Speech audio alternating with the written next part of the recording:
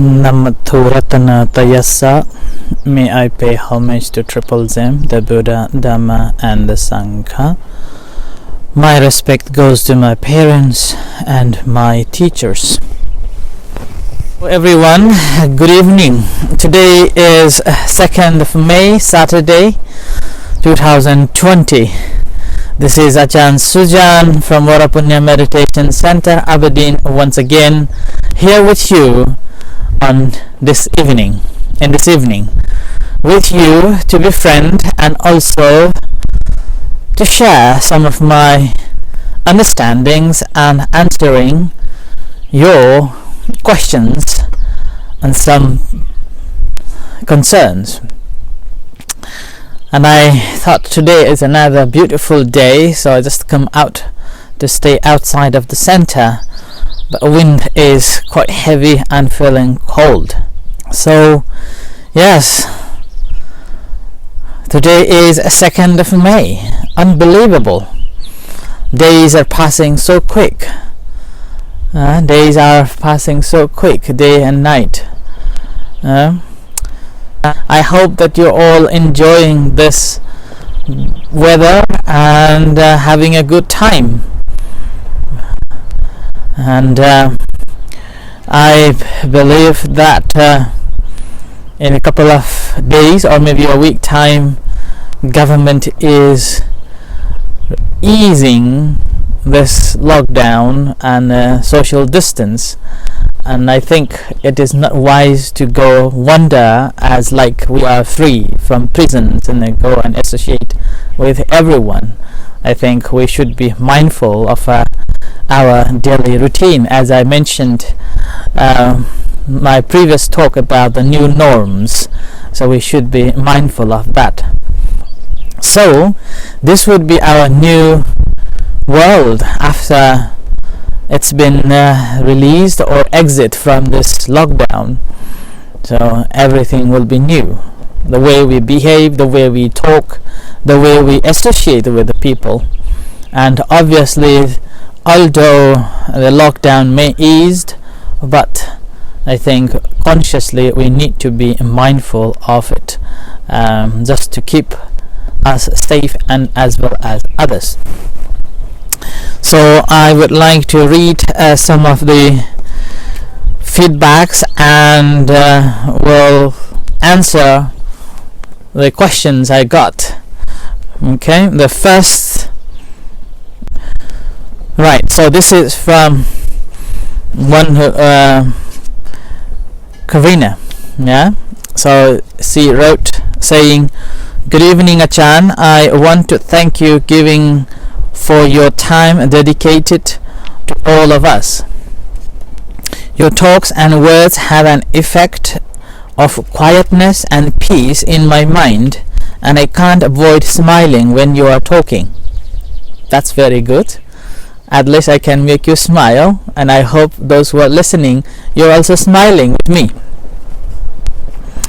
Thank you. I want to tell you as well that during the second last meditation sessions, when we were changing to the loving kindness and compassion meditation, and you tell us to be aware of sensations on your hands, I actually didn't feel anything around my hands or the mouth.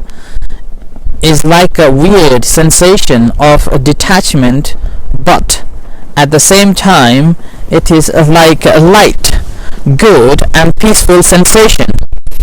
Just wanted to share this and ask if it's normal, this kind of a feeling and sensations.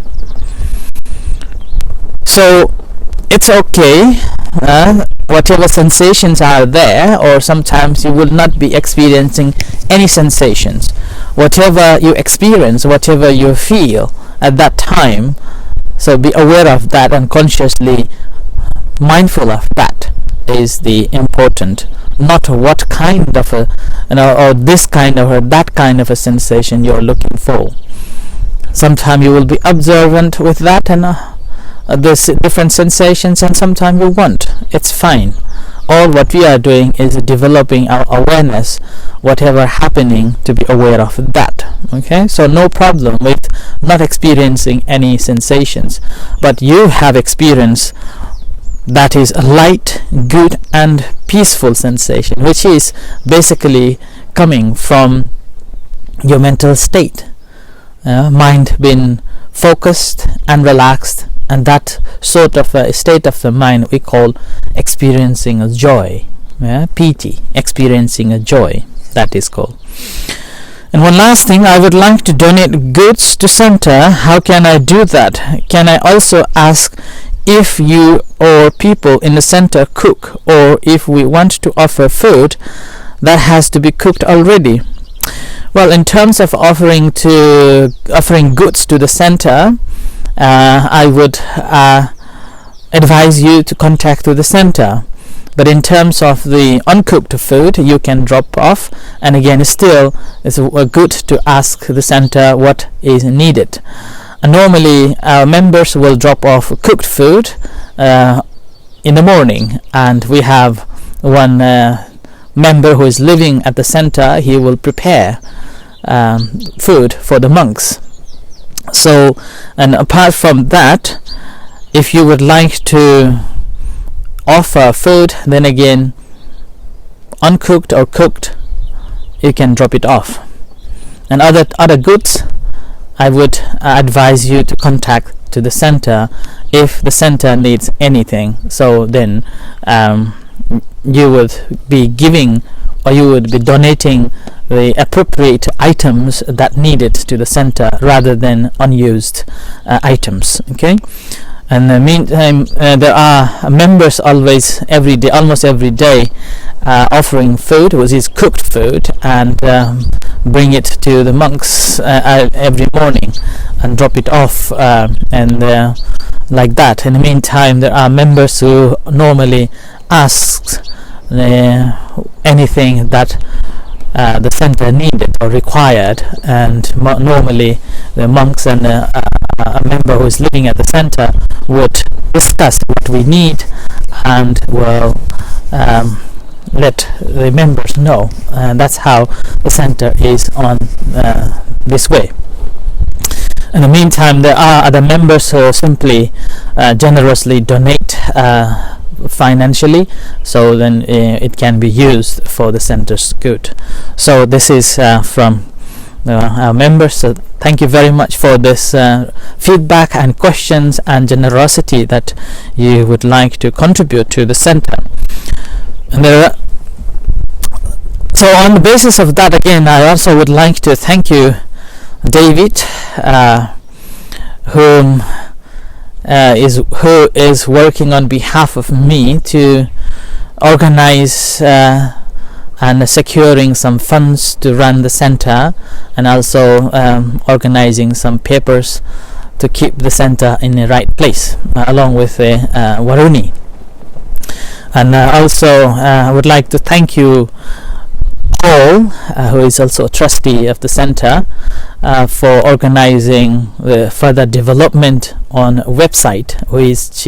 He's working along with his colleague on that. Hopefully the website will be on active quite soon, so we will be on live soon. Again, I am not a techno monk, so I use the mobile phone as the main broadcast, and also Facebook as the place to communicate everyone.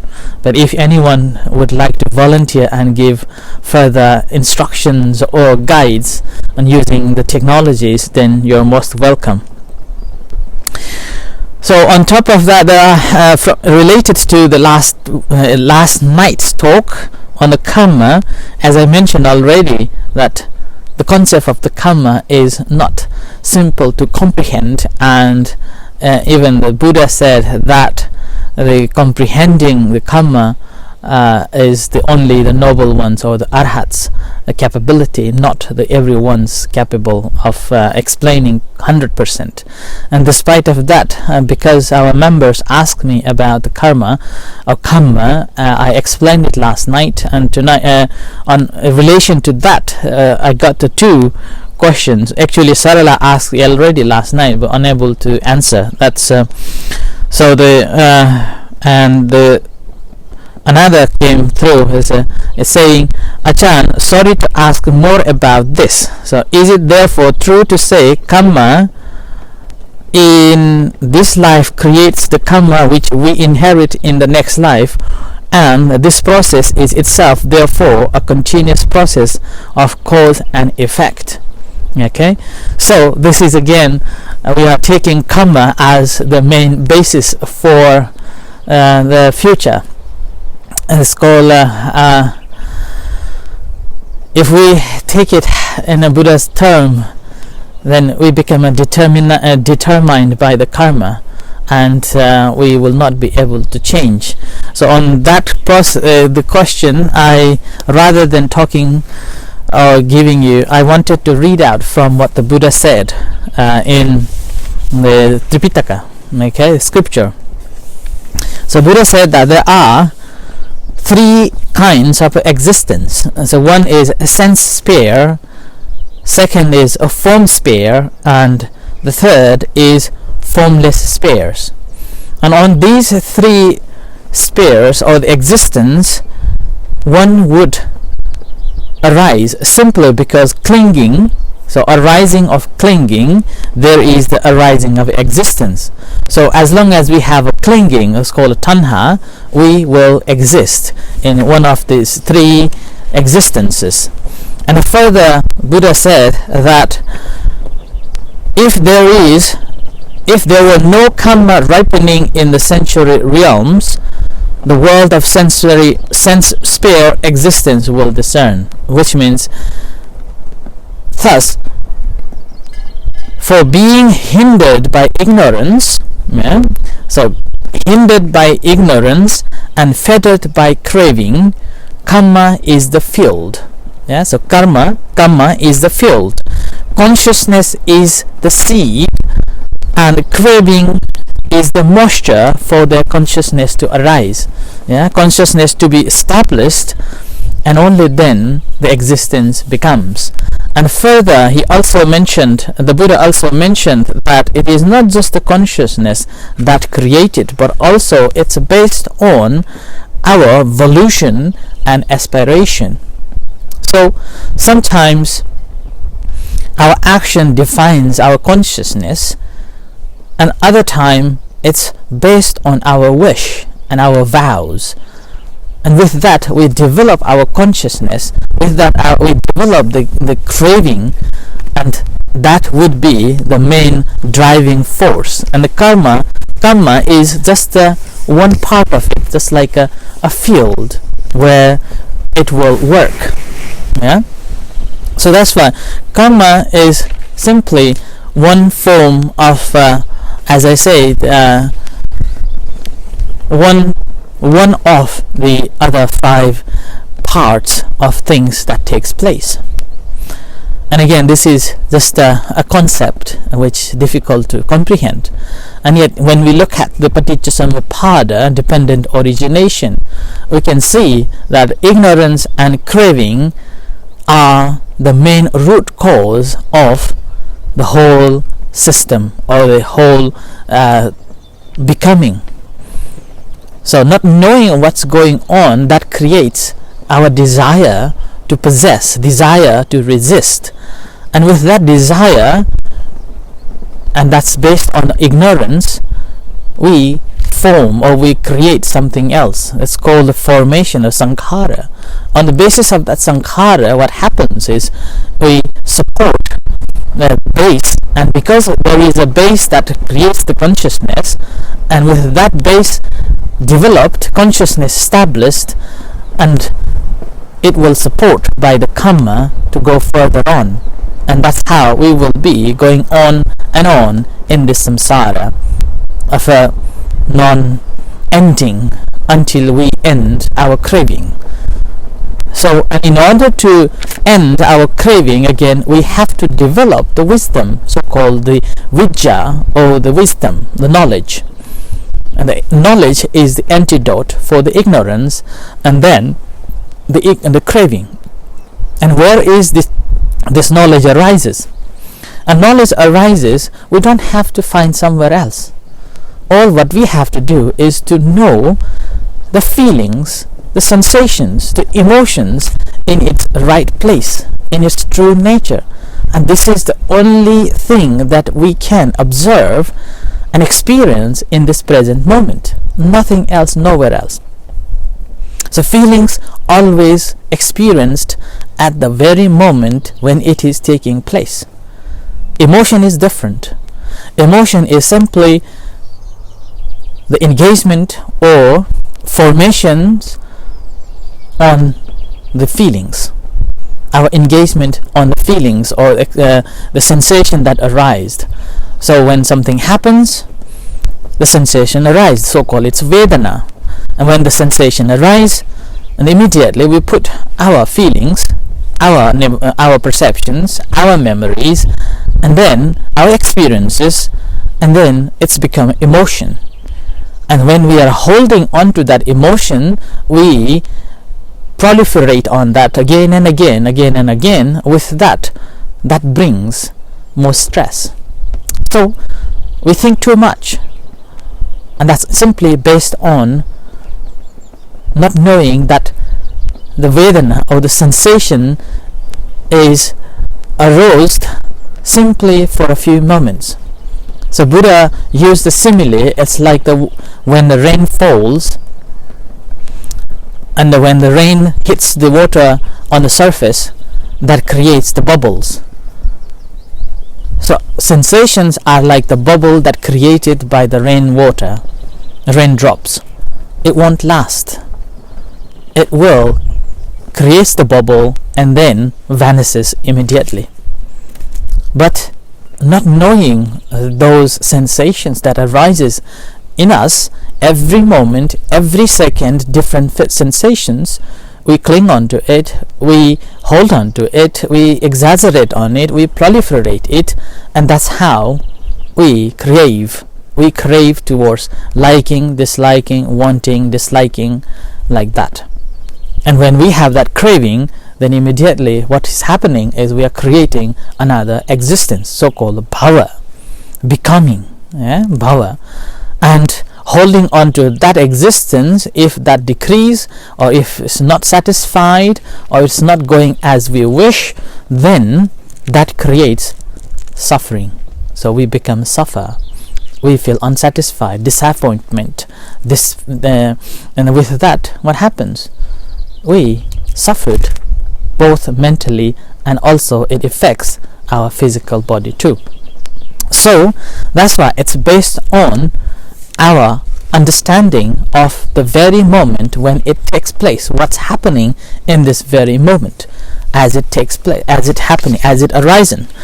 Okay, so that's why the Kamma is not just one single cause for our becoming, but it is a field where the rest of other things develops from our ignorance of not knowing causes the craving. And these are the main root cause of every actions that we take, and every action that we take, that gives a result in the future. And that result is not count as the Kamma according to the Buddha's, the real authentic Buddhist teaching. That is known as Kamma Vipaka, the result of the karma that you have done. Okay, so I hope it helps you to clarify that one. And there is another one which Sarala asked yesterday, which I wasn't able to answer due to the time limit, and then unable to read a full question. That says, Bhante, can I take this 20% if I do something with a good intention, but other person don't like what I say or do, and made person upset, so even I do it, with a good intention, this don't count as 100% good karma. Well, now this is quite interesting one, and that it reminded me about 12 years ago I wrote an article called Mouth Be Aware Of. Mouth Be Aware Of. And in that article I began saying that we have two eyes, but it functions to see. It functions to see, both eyes working to see one thing and make it clear.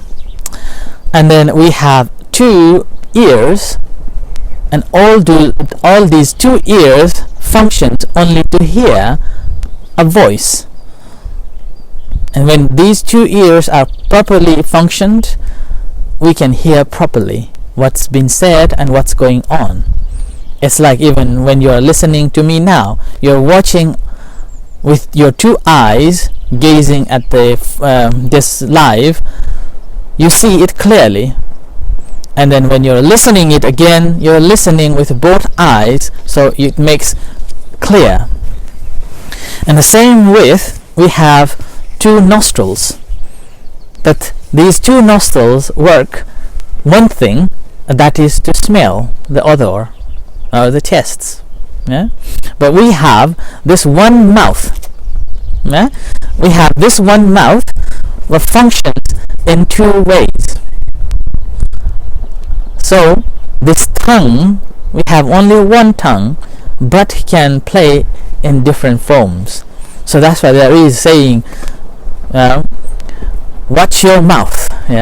Be aware of what you say. And in Chinese, this Lao Tzu says that if you want to say something, think for 100 times before you say. And that's simply because the words has got immense capacity to make it worse and to make it good.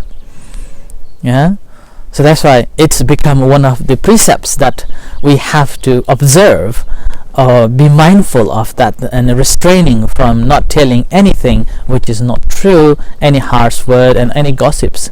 And this goes back to my previous night talks like that. Okay, and then with this mouth again, when we say something, there is two sides, right? Negative or positive. It's based on what we say, and then that defines.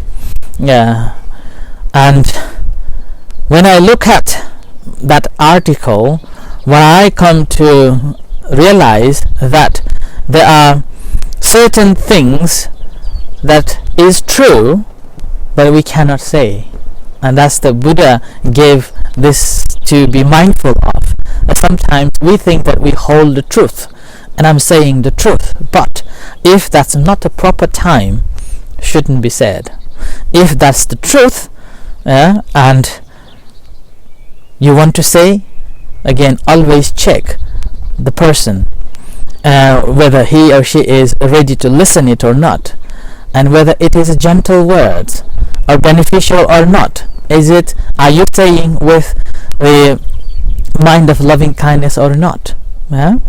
So when you are saying something, again, what you need to be mindful of is called a bhuta, means truthful, and then useful, and then the right time, and also is motivated with the kindness and compassion. So sometimes we hold this truth, sometimes we think that's the right thing, but you still need to be mindful of the time, space, persons, situation, and the time. Like a time, whether it is a proper time or not. A person, whether he or she is ready to listen or not. Or environment, how it is. But again, sometimes in order to hit hard, when the time is right, then you have to tell it. And when you are telling, again, you are not telling because of prejudice or because of a judgment or because of misunderstanding. So whenever you are saying, always observe it, understand it, investigate it, and after you have known it properly, and only then you can tell it in a proper, good environment and a good time. And when you're saying again, do not expect anything return. When you say it, they will listen it. That doesn't mean they will change as you wish it to be. So changing to someone is not our job. Like a Buddhist monk, we were given some instructions when we become a monk, when we go and speak. It is given that there are 5 things to follow. That's speak step by step, explaining cause and effects, speak out with compassion, and speak not for the benefit, and speak without disparaging. So that is the 4 principles that the Buddhist monks should follow when they are talking to someone and speaking to someone. So in that basis, whenever we are saying to somebody, whenever we are instructing to someone, or whenever we are guiding to somebody, then that moment your job is to guide them, but not expect them to follow. If they follow, they will receive good results. If don't, then again you have done all your job. It's up to them to follow. So shouldn't be disappointed. But the very moment when we guide and tell them to do, they are not doing it, then that moment we feel unhappy. Then that means you desire to change that person. You wish to change, or you expect something in return. And that way, then it causes more into your own disappointment. Okay, so that's why do not make any judgments on the basis of the actions or the kamma, that whatever we say is the fullest and it's the complete, but it's just a part of it. And whenever we are giving, again, that's what the important is. We're giving with kindness, giving with compassion, not to hope or not to expect anything in return. And this is one of the factors as a person, as a member of the society should develop, is called piyawacha. So kind words, and which really needed, particularly in this pandemic time. We should be encouraging one another with kindness and compassion, encouraging and keeping or encouraging everyone to stay strong, and one day we realize that it's going to be okay. So I hope this is enough for today, and again, as usual, you're most welcome to post any questions or any feedbacks, and on the basis of that, it helps me to focus on which topic to talk. Otherwise, I don't know. This is not known as the Dhamma Sakacha. Okay, so this is as a Dhamma Sakacha rather than me just talking and then you are not engaging. If you're engaging with me, then we have a Dhamma Sakacha, so Dhamma discussion. So it will help us to grow in this path, to understand the teachings properly. So don't forget to question or ask the questions or share your insights so we can grow in this path. So with this, I end for tonight's talk, and we'll see you tomorrow at 6:30. In a few minutes time we will have as usual evening chanting and then guided meditation. You're most welcome to join for the guided meditation and as well as the chanting. And if you can't make it for the chanting, you can have a break for half an hour and come back for the guided meditation. So with this, may you be happy, peaceful, and may the Buddha bless you, and take care. If not continuing, good night.